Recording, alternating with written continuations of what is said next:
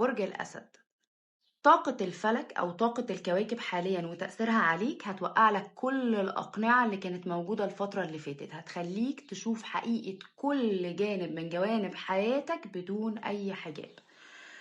هنا القراءة اللي احنا بنقراها هي قراءة لطاقة الكواكب وتأثيرها على طاقتك من خلال الفلك في الفترة دي.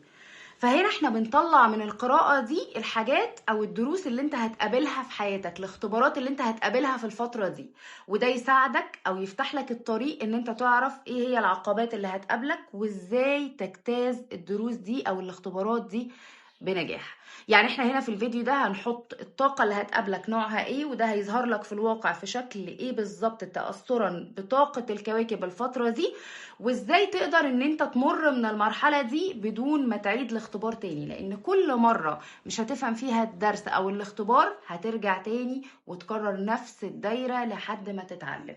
يعني القراءة بتاعتنا هي قراءة وعي وفلك، مش مجرد قراءة توقعات. خلينا ندخل معاك بقى في القراءة وفي طاقة الكواكب الفترة دي هتأثر على طاقتك ازاي.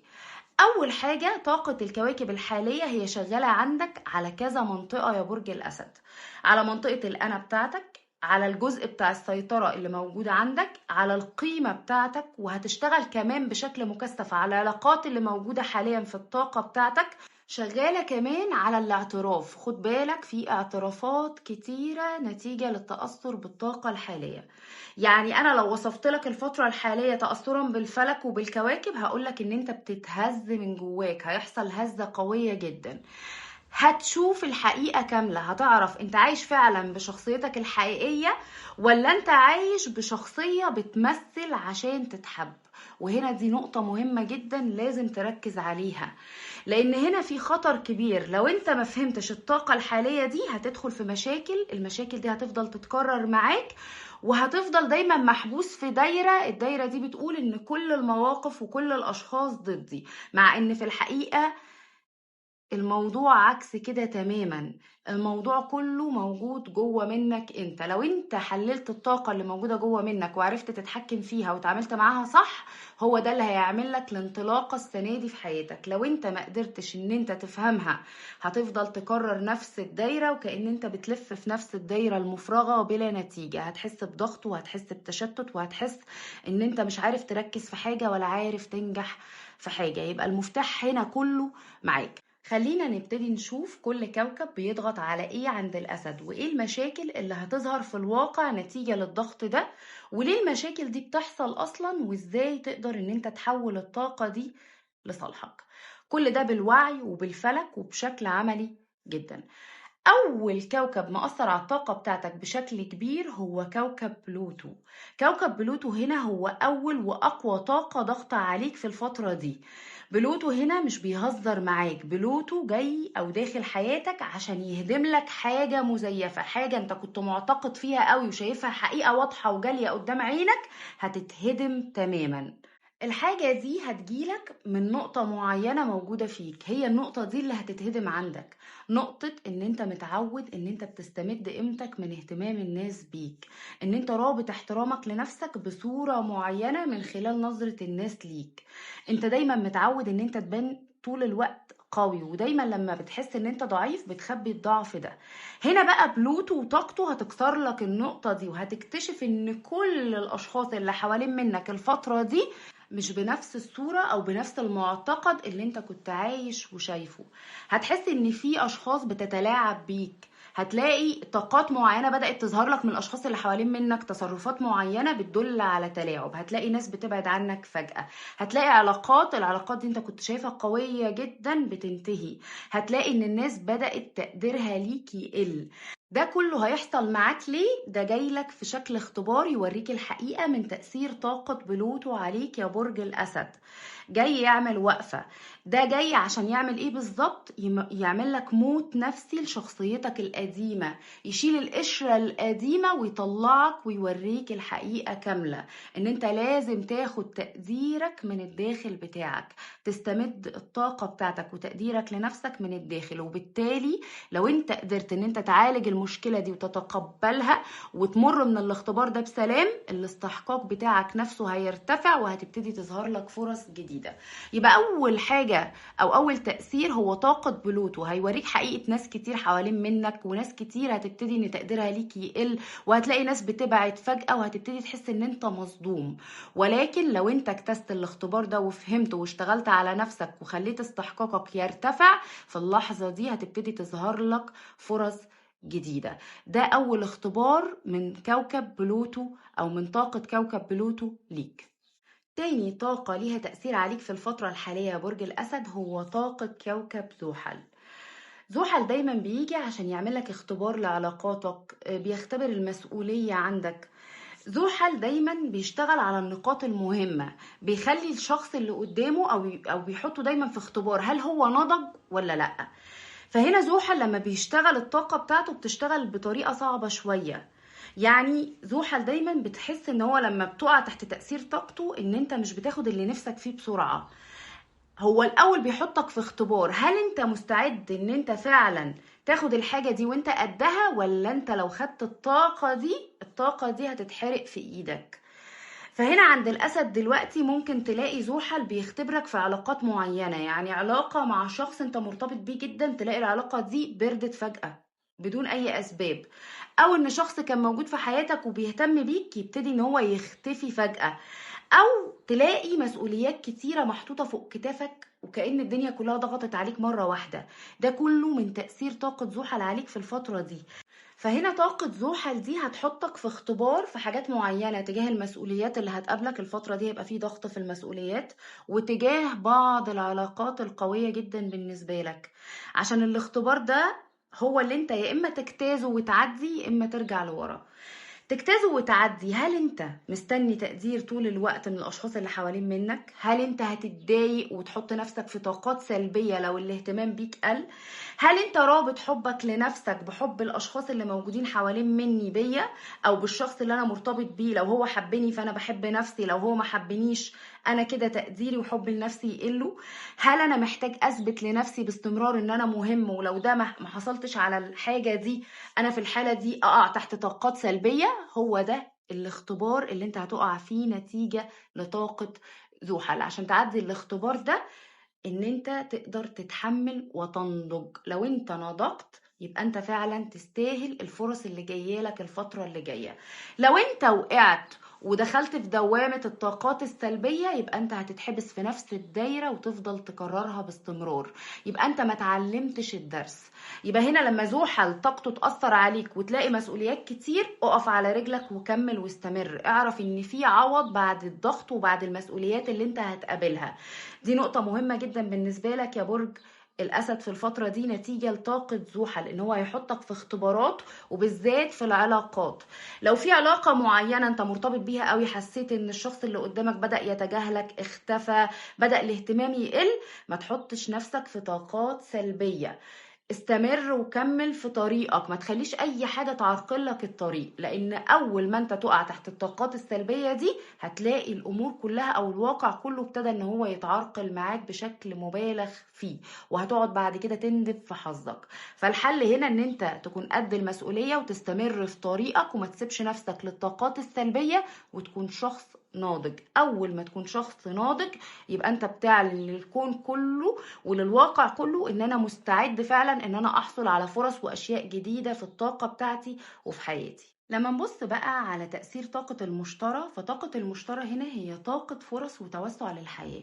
انت عندك فيه فرصة جاية، بس خد بالك من حاجة مهمة جدا. في باب رزق او فرصة او ممكن شهرة او نجاح، انت تقدر ان انت تفتح الباب ده وتحققه، بس المشكلة اللي هتقابلك نتيجة للطاقات اللي انت واقع تحتيها هي التسرع، او ان انت تبالغ في ثقتك في الاخرين. فهنا معظم برج الاسد كطبع برج الاسد هو دايما بيحب يصرف طاقته في ان هو يثبت نفسه بدل ما ياخد خطوات اساس وبناء حقيقي. عشان كده انت محتاج ان انت ما تتسرعش في قراراتك وما تندفعش، ومحتاج ان انت ما تبالغش في ثقتك في الاخرين، لان انت لو بالغت في ثقتك في الاخرين تجاه الفرصة دي هيحصل لك نوع من انواع الخذلان. فهنا المشتري هيخليك دايما في في الفترة اللي احنا فيها دي متحمس جدا، بس لو انت كنت مندفع هتلاقي نفسك وقعت وقعة صعبة جدا، هتقع فجأة. يبقى هنا لما تظهر لك في الفترة اللي جاية فرصة أو باب أو شيء جديد، خليك متأني جدا، ما تتسرعش وما تديش ثقة لكل الأشخاص اللي حواليك مهما أظهروا لك. ده اختبار، لو انت عديت منه الفرصة دي هتفتح لك باب خير ورزق كبير. لو انت فشلت فيه فهتلاقي نفسك محبوس جوه الفرصة دي، وهتحس بالانكسار وهتحس بالخسارة. يعني انت اللي مطلوب منك الفترة اللي جاية نتيجة لتأثرك بحركة أو بطاقة المشترى، هو ان انت تخطط كل شيء، كل خطوة تاخدها تكون خطوة محسوبة تجاه اي شيء بقى. جالك فكرة، فرصة معينة، وظيفة جديدة، اي شيء هيظهر لك، في شيء هيظهر لك جديد، انت محتاج ان انت ترسم خطواتك قبل ما تحط رجلك، ومحتاج ان انت تتعامل بهدوء، وان انت ما تتكلمش وتحكي عن كل حاجة. خلي سرك مع نفسك لحد ما موضوعك يتم. لان هنا في نقطة مهمة، لما انت تبتدي تتكلم وتحكي عن الحاجة الجديدة اللي جدت في حياتك دي اللي انت شايفها خير ورزق، هتتأثر طاقتها وبطاقة الآخرين، وده هيعطل لك الشيء ده. فانت هنا النصيحة اللي انا اقدر انصحها لك ان انت توفر الطاقة بتاعتك لخطوات لبناء حقيقي او اساس حقيقي، ان انت تنجز انجاز حقيقي في حياتك. اشتغل في صمت وخد خطوات محسوبة، دي النصيحة اللي أنا أقدر أقدمها لك لما تظهر لك الفرصة أو الشيء الجديد اللي هيدخل حياتك في الفترة دي. لما نبص بقى على طاقة تانية هتأثر عليك جدا، هي طاقة المريخ. طاقة المريخ هتحطك في ضغط نفسي كبير الفترة دي، هتلاقي نفسك عندك الطاقة بتاعتك نفسها طاقة كده مشتعلة، هتلاقي دايما نفسك بتتعصب على أتفه الأسباب، عصبي بزيادة. ليه؟ لأن المريخ هنا عامل عند برج الأسد طاقة نارية بزيادة. ده هيظهر معاك في الواقع ان انت هتلاقي نفسك بقيت سريع الانفعال، دايما بيحصل تشابكات بينك وبين الاشخاص اللي حوالين منك، سوء فهم ويروح لخلاف، هتلاقي نفسك بتستفز بسهولة جدا، وخد بالك من النقطة دي. هتلاقي دايما ان انت اعصابك مشدودة، تعبان وحاسس ان انت مجهد واعصابك مشدودة، ده نتيجة لتأثرك بطاقة المريخ. فهنا بقى المشكلة كمان في طاقة المريخ ان هو دايما بيشحن الغضب القديم اللي موجود جواك. يعني ايه؟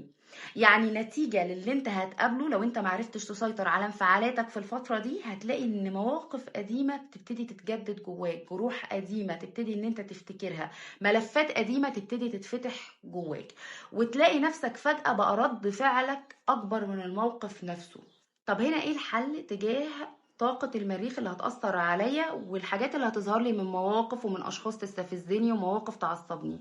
الحل هنا ببساطة إن أنت قبل ما تاخد أي رد فعل اسأل نفسك، هل أنا متعصب من الموقف ده فعلا ولا في تراكمات موجودة جوه مني؟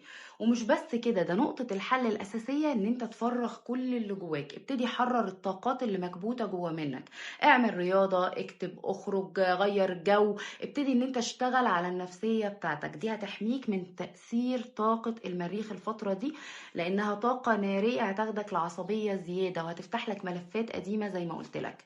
يبقى الحل هنا ان انت ما تسمحش اصلا بالوضع ده ان هو يحصل، ما تستناش لما توصل لنقطة الانفجار، حرر الطاقات. لما يكون جواك طاقة مكبوتة يبقى انا الحل ان انا اخرج من الطاقة دي عشان ما يحصلش انفجار. زي بالظبط البالونه، لو فضلت تنفخ فيها هوا هوا هوا هتفضل تتنفخ لحد ما تفرقع. انت محتاج ان انت تفرغ بقى الهوا اللي هو بيمثل عندك مشاعر مكبوته وتراكمات او جروح او صدمات. اقدر ان انا افرغها عن طريق التحرر، عن طريق ان انا افرغ اللي جوايا، كتابه، مشي، رياضه، اي شيء بيخلي نفسيتي حلوه وبياخد شغفي ابتدي ان انا اعمله، ده كله هيفرغ من جوايا طاقات سلبيه. لما نبتدي نبص بقى على أحداث الواقع اللي ممكن تقابلها الفترة الجاية نتيجة للطاقات اللي انت واقع تحتيها، فعاطفيا مثلا هنلاقي ان البعض من برج الأسد عنده بداية عاطفية جديدة، بس محتاج ان التواصل بينك وبين الطرف الثالث يكون تواصل فيه وضوح، مفهوش لف ولا دوران. يعني هنا يكون تواصل صريح، يكون تواصل شفاف عشان العلاقة دي تنجح. لما نبص على الرجل الأسد فهنلاقي ان الرجل الأسد في علاقته في الفترة اللي جاية هيكون شديد الكرم جدا، هيدي بلا حدود سواء في الجانب المادي او في الجانب العاطفي. عنده وقت ان هو يديه وجهد في العلاقة، يعني هيشتغل على العلاقة اكتر. ده بالنسبة للرجل الاسد. بالنسبة للعلاقة بقى اللي البعض منكم واقف عندها ما بين او لا، اللي هي فيها شد وجذب حاليا، العلاقة دي هيحصل فيها انفصال. هتلاقي نفسك في رحيل من العلاقة دي، وهتبتدي تحس ببعض المشاعر زي ان انت اتخذلت، حاسس بخيبة امل، عندك تمسك بالشخص ده وتعلق. ودي نقطة لازم تشتغل عليها، ان انت تفك التعلق ده، لان التعلق ده هيقف قدامك وهيضيع فرص جايالك في الطريق، وهيأثر على الطاقة الحالية اللي احنا حكينا عنها. عندك طاقة لشيء قديم كان موجود في حياتك عاطفيا، علاقة قديمة، شخص قديم هيبتدي يظهر مرة تانية في حياتك. العلاقة دي لو انت جاد مع نفسك وفعلا العلاقة دي ليها مكان جواك، ادخل فيها وكمل فيها تاني، لان العلاقة دي هيكون فيها استقرار، فيها امل، فيها تجديد عاطفيا او تجديد لحياتك العاطفية مرة تانية. لكن لو انت شايف ان الشخص ده خلاص لا يمثل بالنسبة لي اي شيء، ابعد عنه يا برج الاسد. لان انت لو دخلت في العلاقة دي من باب ان انا بتسلى او ان انا برجع تاني الاقي حاجة تملى فراغي، ففي اللحظة دي انت فشلت في الاختبار، وبالتالي ده هيعرقل لك الطاقة بتاعتك اللي موجودة حاليا. خد بالك من النقطة دي جدا. بالنسبة للجانب المهني عندك، فانت عندك نتائج واضحة ايجابية في مجال عملك او في استثمار انت هتاخده الفترة دي، بس الوضع كله متوقف على صبرك، وان انت تتحمل لحد ما تبتدي تظهر لك النتائج. ما تكونش مندفع، تبتدي ان انت تصبر وتشوف النتائج. انت دلوقتي استثمارك الحقيقي في الشيء اللي انت شغال فيه، في وقتك وفي مجهودك، وده اختبار. لو انت قدرت تتحمل وصبرت هتنول النتائج الإيجابية من وراء المشروع اللي انت شغال عليه دلوقتي، او من وراء الوظيفة اللي انت فيها دلوقتي. بس في نفس الوقت تبع للطاقة اللي انت واقع تحتيها اليومين دول، فهتلاقي نفسك محتاج ان انت تاخد زي هدنة كده، اجازة من العمل. عايز مثلا جواك شعور، البعض منكم هيجيله شعور تأثرا بالطاقة ان هو عايز يغير الوظيفة اللي هو فيها، الوظيفة دي مش هتطلعني لحاجة قدام. هتلاقي نفسك ابتدت تجيلك في دماغك افكار جديدة وحاجات ما كانتش بتيجي في دماغك قبل كده بخصوص الجانب العملي. انت محتاج ان انت تحدد وجهتك صح، وتفهم بالظبط انت عايز تمشي في انهي وجهة. ما تسيبش الافكار كلها تدخل جوه دماغك وتفضل مشتت طاقتك من كذا طريق. حدد الوجهة اللي انت عايزها وامشي فيها. وخليك عارف نقطة مهمة جدا، ان انت لما تركز طاقتك على اتجاه واحد او على هدف واحد او مشروع واحد، هو ده اللي انت هتحقق فيه النجاح. ولكن ما تنساش بالصبر ان انت تصبر على النتائج. هتبتدي ان انت تلاقي النتائج بتظهر لك واحدة واحدة. البعض منكم عنده تحديات مهنية، ودي هتكون اختبارات واضحة جدا للطاقة بتاعته. لو انت قدرت ان انت تتعامل مع التحديات دي بقوة وبصبر زي ما قلت لك، هتلاقي ان انت حياتك المهنية طلعت لقدام خطوة كبيرة. لو انت يأست وحطيت نفسك في الطاقات السلبية، هنا انت وقعت نفسك وهتفضل محبوس جوه نفس الدايرة دي لسنوات قادمة كبيرة. بالنسبة بقى لجانب الصحة عندك، فأنا شايفة إن أنت الفترة دي تقدر تستغل الطاقات اللي موجودة دي إن أنت تحسن صحتك بشكل كبير. عندك استشفاء من بعض الأمراض، ده للبعض منكم. المستوى البدني عندك أو الصحة، لو أنت استغليت الطاقة دي صح وعديت الاختبارات دي كلها صح، هتلاقي إن صحتك البدنية في حالة تقدم، بقت صحتك البدنية أفضل. هيقابلك بعض الضغوط النفسية وبعض التوتر أو العصبية زي ما أنا قلت لك، وده هيأثر على نومك. هيكون عندك اضطراب في نومك. لو انت قدرت ان انت تسيطر على مشاعرك الداخلية، لأن هنا المفتاح في المشاعر الداخلية بتاعتك، وتطفي النيران اللي عاملها لك كوكب المريخ من العصبية والطاقات النارية دي، انت في الحالة دي هتقدر ان انت تأثر على الضغوط النفسية اللي موجودة عليك، مش هي اللي هتأثر عليك. وده هياخدك ان انت توازن ما بين جانب العمل بتاعك وما بين الجانب الصحي. لو انت قدرت ان انت توازن ما بين الجانبين دول بشكل سليم، هتلاقي ان في تقدم معاك بيحصل في الجانب المهني. يبقى انا اوازن ما بينهم ازاي؟ اشتغل على صحتي، اكل اكل هيلثي، ابتدي ان انا امارس رياضة معينة. ممارستك حتى لهواية معينة، هي دي بتفرغ من الطاقة، بترفع نشاطك البدني نفسه، بتديك احساس حماسة وان انت صحتك كويسة ونفسيتك كويسة. تبتدي ان انت تعمل تأمل، الاسترخاء، الهدوء، ان انت تقعد في الطبيعة. كل الحاجات دي هتأثر عليك بشكل غير مباشر على الجانب المهني بتاعك. حاجات صغيرة قوي لو انت ركزت عليها. واهم حاجة ان انت تحافظ على الطاقة بتاعتك باستمرار في طاقة ايجابية، لان الحاجات دي هي اللي هتبني لك الواقع بتاعك، وهي في نفس الوقت اللي هتحميك من الطاقات اللي انت واقع تحتيها الفترة دي، وهي برضو اللي هتخليك تقدر ان انت تستفيد من طاقة المشترى في التوسع والفرص اللي جايه لك. اي حد عنده استفسار يقدر ان هو يبعت لي عبر الرقم الموجود على الشاشة او الرقم الموجود في البايو.